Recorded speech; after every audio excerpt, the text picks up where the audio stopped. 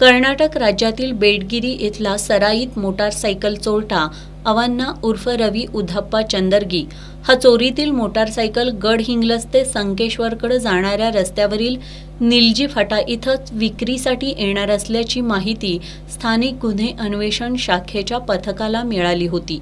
त्यानुसार या पथकानं या ठिकाणी सापळा रचून सराईत चोरटा अवान्ना उर्फ रवी चंदरगी याला ताब्यात घेतलं।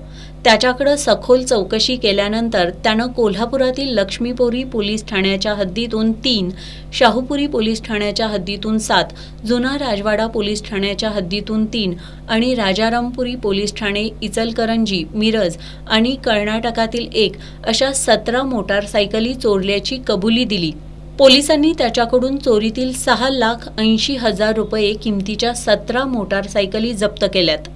पोलीस अधीक्षक महेंद्र पंडित, अप्पर पोलीस अधीक्षक जयश्री देसाई यांच्या मार्गदर्शनाखाली स्थानिक गुन्हे अन्वेषण शाखेचे पोलीस निरीक्षक रवींद्र कमळकर, सहाय्यक पोलीस निरीक्षक सागर वाघ, पोलीस उपनिरीक्षक संदीप जाधव, शेष मोरे, पोलीस अंमलदार सुरेश पाटील, सागर माने, रामचंद्र कोळी, महेश खोत, संजय इंगवले, संजय कुंभार, राजेश राठोड, समीर कांबळे, राजू कांबळे, शिवानंद मठपती, संजय पडवळ, संतोष पाटील, सुशील पाटील, राजेंद्र वरंडेकर आणि यशवंत कुंभार यांनी ही कारवाई केली।